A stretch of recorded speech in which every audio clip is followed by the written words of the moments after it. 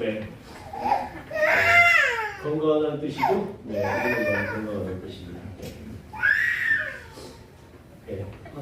보여주실래요? 네. 튀르키예가 규모 7.8 강진 아마 일어나지 않아야 될 일들이 일어나서 굉장히 우리의 마음을 좀 아프게 되는데요. 지금 그 옆에 있는 한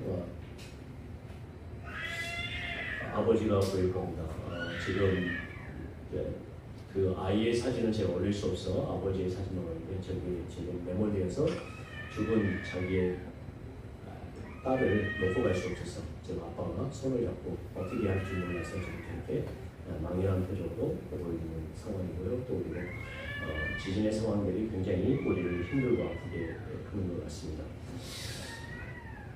위에서 기도해 주시고 여러분 질서가 무너지면 우리에게 무엇이 오냐면 혼돈이 옵니다.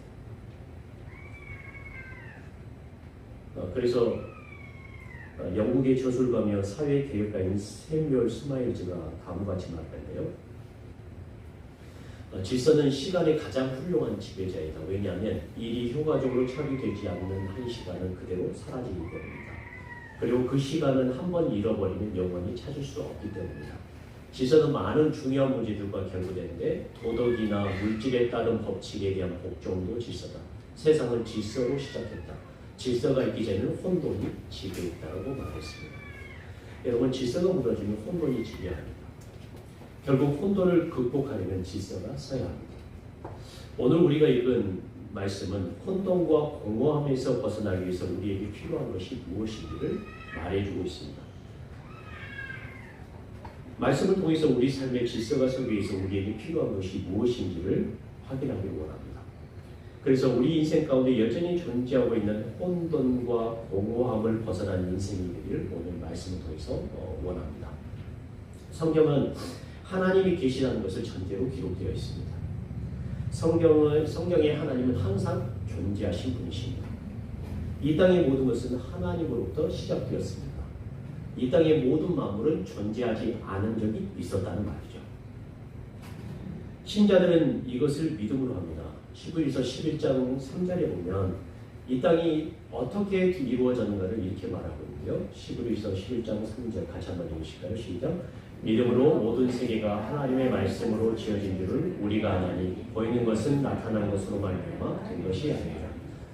성경은 과학책이 아닙니다. 그러나 성경은 우리의 기원에 대해서 우리의 시작에 대해서 말씀하고 있는 이 기원과 시작이 하나님으로부터 시작됐으면 어떻게 확인할 수 있느냐? 성경은 이렇게 말합니다. 믿음으로 확인할 수 있다라고 말씀하고 있습니다. 만물의 시작은 하나님으로부터 시작되었습니다. 우리는 그것을 믿음으로 확인합니다. 창세기는 우리에게 믿음이 무엇인지를 알려줍니다. 믿음이란 이 땅에 보이는 것으로 우리의 생각과 인식에 기초하지 않고 모든 것이 하나님으로부터 시작되는 것을 믿는 것이 믿음입니다. 이것을 계시에 의존한다, 말씀을 의지한다라고 말씀합니다. 여러분 우리가 말씀을 믿는 이유는요, 우리가 가진 이성과 생각이 아니라 믿음으로 말씀을 보는 것임을 기억하시길 바랍니다. 하나님이 아니었으면 이 땅은 존재하지 않았을 것입니다. 하나님으로부터 시작된 모든 만물은 지으신 관점에서 보면 여러분 창세기 1장 계속 읽어보면 하나님 첫째 날 만물을 주시고 보시기에 좋았다. 둘째 날 지으시고 보시기 좋았다. 셋째 날 보시기 좋았다. 그리고 마지막에는 심히 보시기에 좋았다라고 표현합니다. 이것은 우리의 관점이 아닙니다. 여러분 세상이 망가진 것 같고 세상이 온전하지 않는 것 같지만 하나님이 보시기에 이 땅의 모든 것은 보시기에 심히 좋았던 창조물이었습니다. 하나님이 아니었으면 이 땅은 존재하지 않았을 것입니다. 하나님으로부터 시작된 모든 만물은 그분의 관점에서 보면 완전했습니다. 그러나 하나님이 개입하시기 전에 이 땅의 모습은 어떤 모습이었냐면 이 땅의 상태는 2절에 있는 것처럼 혼돈과 공허함의 상태였다고 표현하고 있습니다. 땅이 혼돈하고 공허하며 흑암이 깊은 위에 있었습니다. 이것을 킹제임스 버전에서 어떻게 표현했냐면 이렇게 표현했습니다. 땅이 혼돈했다. 이 혼돈의 상태를 어떻게 표현했냐면 형체가 없는 상태였다고 표현합니다. 혼돈인 형체가 없는 상태였으며 공허는 비어있는 상태, 아무것도 없이 비어있는 공간이었던 상태였다고 말하고 있습니다. 하나님이 개입하시기 전에 개입하기 전에 있었던 이 땅은 혼돈의 상태 가운데 있었습니다. 이전의 각주에서도 혼돈을 어떻게 표현하냐면, 여러분 성경 밑에 보면 각주에 보면 어떻게 표현하냐면 형체가 없는 상태였다고 분명하게 표현하고 있습니다. 하나님이 개입하시기 전까지 존재했던 땅은 혼돈과 공허와 어둠의 상태로 존재하던 곳입니다. 형체가 없기에 무질서가 존재할 수밖에 없었습니다. 채워져야 할 공간이 비어있었기에 공허할 수밖에 없었습니다. 그렇기에 무엇만 존재했냐면 어둠만이 존재하는 공간이었습니다. 여러분 2절에 한번 보세요. 땅에 혼돈하고 공허하며 흑암이 깊은 위에 있는 상태였습니다. 형태가 없기에 무질서가 존재할 수밖에 없었습니다. 채워져야 할 공간이 비어있었기에 공허할 수밖에 없었죠. 그렇기에 어둠만이 존재하는 공간이었습니다. 하지만 하나님께서 어둠이 존재하던 땅에 무엇이 있으라고 말씀하십니까? 빛이 있으라고 말씀하십니다. 빛이 생기자 아무것도 보이지 않던 곳이 밝아졌습니다. 빛이 있기에 어둠 속에 생명이 존재할 수 있는 공간이 생겼습니다.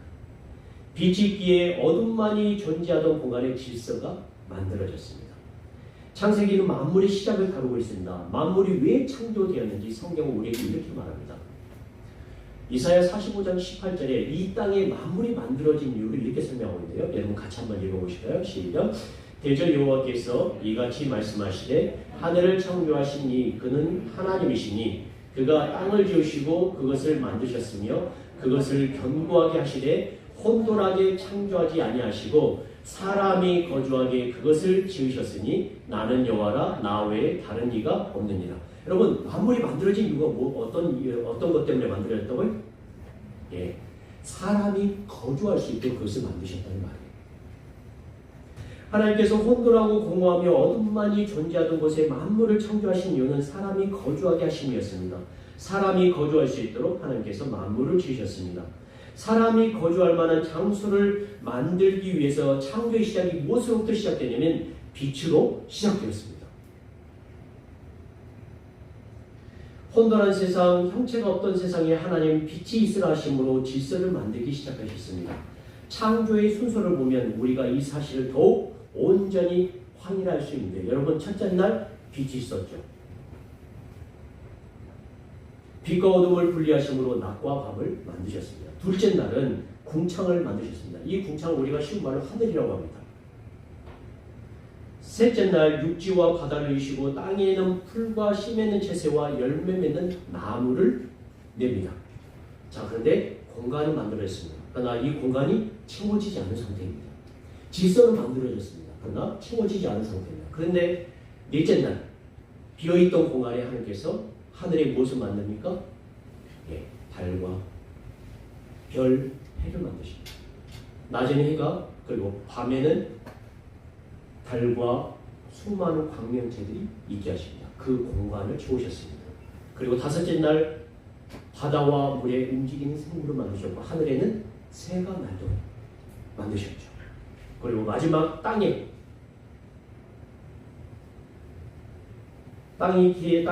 긴 가축과 기는 것과 땅에 짐승을 내게 하시고 마지막으로 하나님께서 사람을 만드심으로 이 모든 것을 다스리게 하셨습니다. 우리는 이 창조의 원리를 통해서 사람이 어떻게 혼돈과 공허함을 벗어날 수 있게 되는지를 보게 됩니다. 어둠만이 존재하는 인생 가운데 어떻게 빛이 존재하게 되는지 보게 됩니다. 바로 하나님의 말씀입니다. 하나님의 말씀이 있는 곳에 질서가 생기고 채움이 일어납니다. 하나님이 있으라 하신 곳에 생명이 창조되고 비어있던 공간에 생명이 가득하게 됩니다. 사랑하는 성도 여러분, 혼돈의 이유는 우리의 인생이 무질서하기 때문입니다. 자신의 인생이 어디서부터 왔는지 모르기 때문입니다.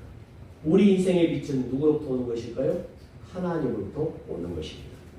성경은 더 정확하게 우리 인생이 혼돈과 무질서에 빠지지 않으면 하나님의 말씀 가운데 서야 한다고 주장합니다.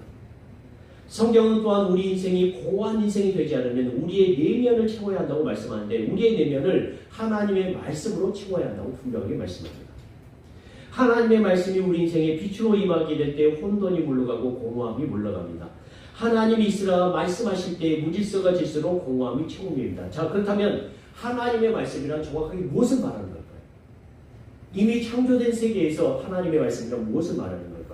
신약성경 요한복음에서 혼돈과 공허를 물러가게 하는 하나님의 말씀이 무엇인지에 대해서 이렇게 설명합니다.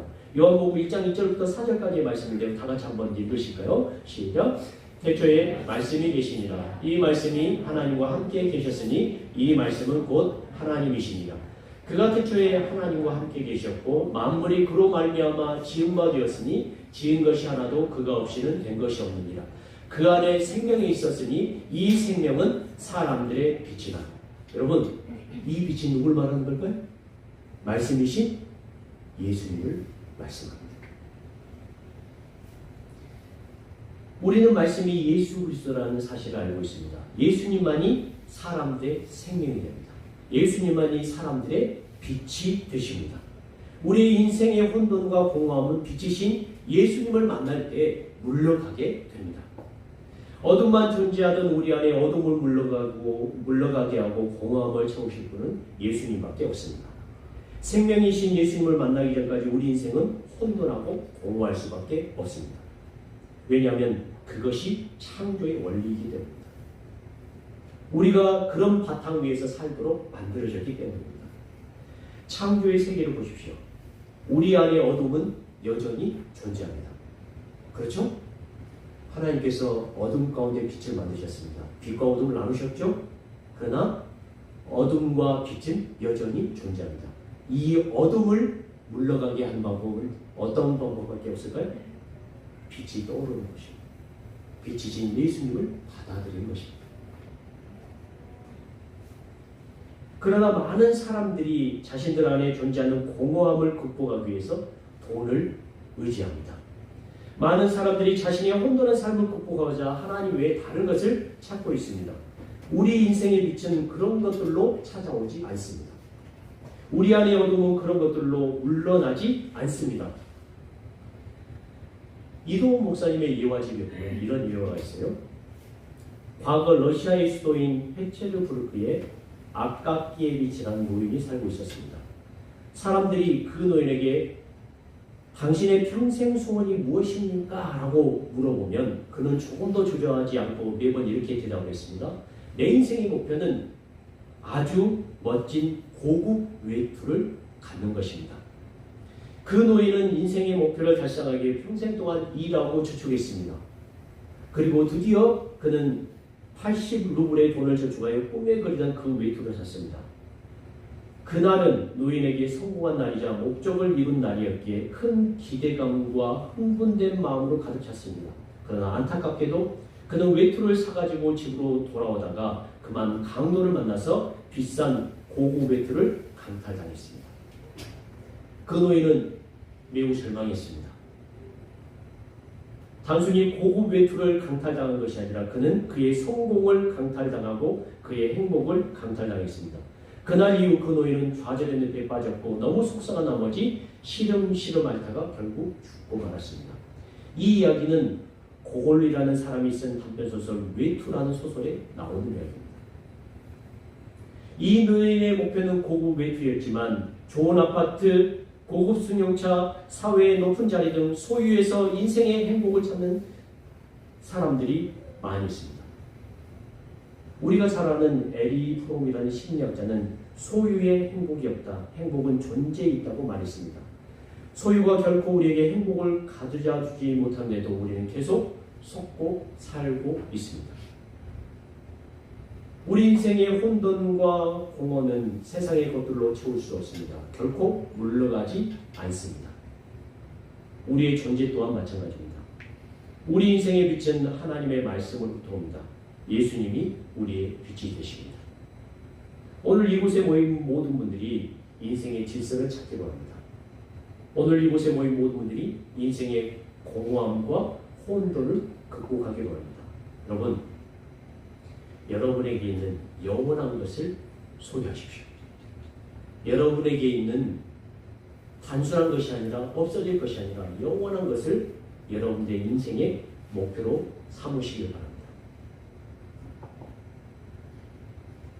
여러분과 영원히 함께 하실 분은 바로 예수님밖에 없습니다. 오늘 이곳에 모인 분들이 빛이신 예수님을 날마다 찾고 예수님과 동행하고 예수님을 받아들임을 통해서 인생의 질서를 찾기로 합니다. 오늘 이곳에 모인 모든 분들이 인생의 혼돈과 공허를 극복하기를 원합니다. 오늘 이곳에 모인 모든 분들이 여러분의 인생 가운데 가지고 있는 어둠을 이기기를 원합니다. 하나님의 말씀이신 예수님으로 인해 우리 인생이 질서가 잡히고 내면이 채워져서 우리 안에 있는 혼돈과 공허가 물러가는 기쁨이 있기를 주님의 이름으로 간절히 축원합니다. 그 기쁨 안에 살아가는 성도님이 되시길 주님의 이름으로 간절히 축원합니다. 아멘. 오늘 우리에게 주신 하나님 말씀과 같이 한번 말씀을 생각하면서 우리 같이 찬양하겠습니다. 찬송가 370